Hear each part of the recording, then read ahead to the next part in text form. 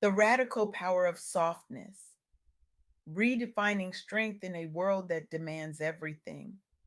Have you ever noticed how we glorify exhaustion? I'm so busy has become our cultural anthem, the badge of honor we wear as we drag ourselves through life, running on fumes and calling it success. I recently had the extraordinary privilege of interviewing Chrishuara Haynie, whose revolutionary work has transformed how thousands of Black women professionals approach their relationship with success, rest, and authentic power. Krishwara isn't just a thought leader, she's a paradigm shifter who has single handedly challenged generations of conditioning about what strength truly means. Her insights illuminate pathways to freedom that many of us never knew existed, creating ripples of transformation across industries, communities, and families. What struck me most about our conversation wasn't just the wisdom Krishwara shared, but how desperately we all need to hear it.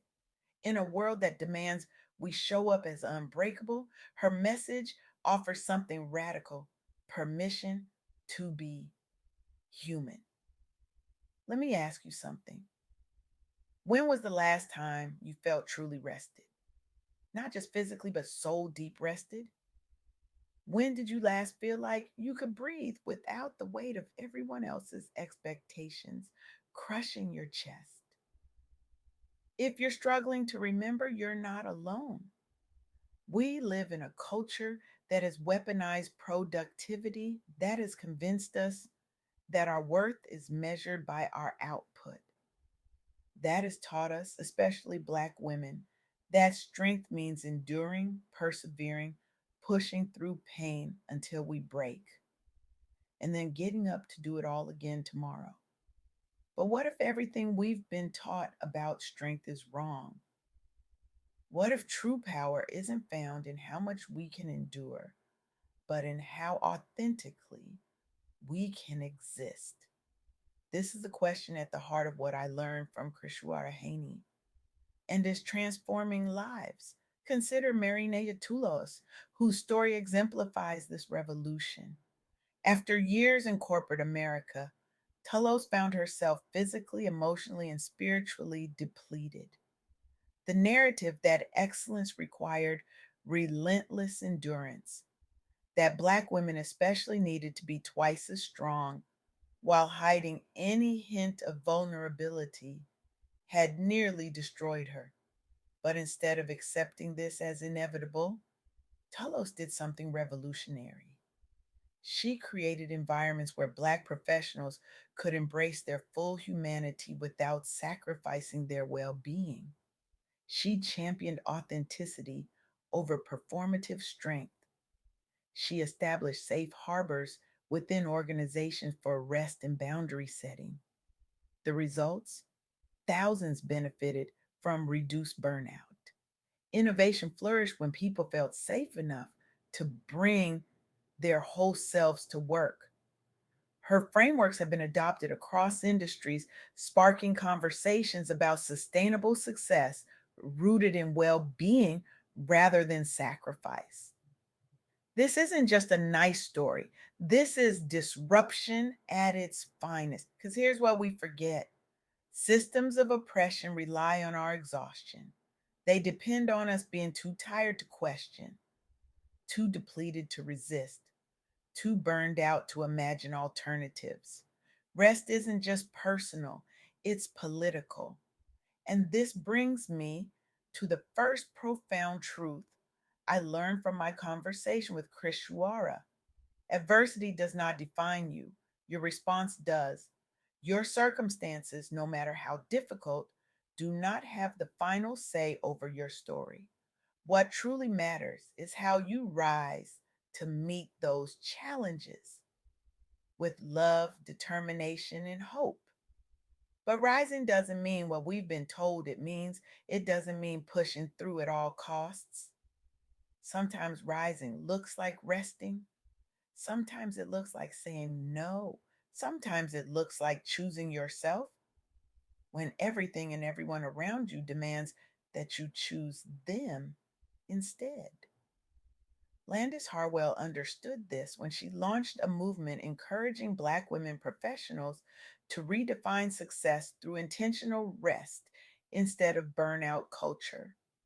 After experiencing severe health setbacks caused by chronic stress, Harwell had her wake up call. She began promoting micro rest practices, small acts like setting boundaries or taking daily pauses, as radical tools against systemic stressors. The impact was immediate and profound. Communities reported increased joy and freedom. Individuals found courage to start over authentically without guilt or fear of judgment. Thousands credit her approach with helping them reclaim agency over their time and their sense of self worth in both personal lives and careers. This quiet revolution has shifted entire communities away from grind culture toward collective healing centered on joy. And that brings me to the second truth. Embracing softness is a radical act of strength. For Black professionals and entrepreneurs, especially, there's power in rejecting the myth that strength means constant sacrifice or unbreakable resilience. Instead, embracing softness, authenticity, rest, and self care is essential for sustainable success and healing. We've been sold this lie that vulnerability is weakness, that needing help means you're not strong enough, that setting boundaries means you're not committed enough. But what if softness is actually the ultimate form of power? Think about water. Nothing is softer, more yielding than water. Yet nothing can better overcome what is hard and strong. Water doesn't fight the rock, it flows around it, through it, eventually transforming it completely. That's the kind of power I'm talking about. Not the brittle strength of always being on, always performing, always proving your worth, but the supple, sustainable strength that comes from knowing when to push and when to pause, when to stand firm and when to yield. This is particularly crucial for Black women who have historically carried the weight of so many expectations from family, community, workplace, society, the pressure to be twice as good while making it look effortless, the expectation to nurture everyone else while neglecting your own needs. Jennifer Randall recognized this when she focused her advocacy on prioritizing mental health among Black professionals. Black entrepreneurs face unique pressures, from financial stress to navigating exclusionary environments that threaten both performance and well being. Randall promoted culturally competent care models alongside practical strategies like therapy access funds within organizations. She shared openly about her own struggles balancing ambition with anxiety, which became the catalyst for launching mental wellness programs tailored specifically for underrepresented groups. The results speak for themselves. Participants reported improved emotional resilience.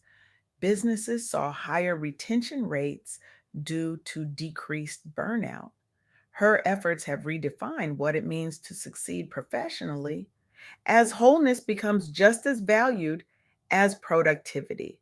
Industries are now investing more heavily in employee wellness initiatives inspired by Randall's model, transforming not only individual trajectories, but also organizational cultures at scale. And this leads me to the third and perhaps most important truth. Healing is non negotiable for true success. Prioritizing your mental wellness isn't just good for you, it transforms families and communities. Wholeness comes from making healing as non negotiable as your ambition. This is where true professional and personal breakthroughs happen.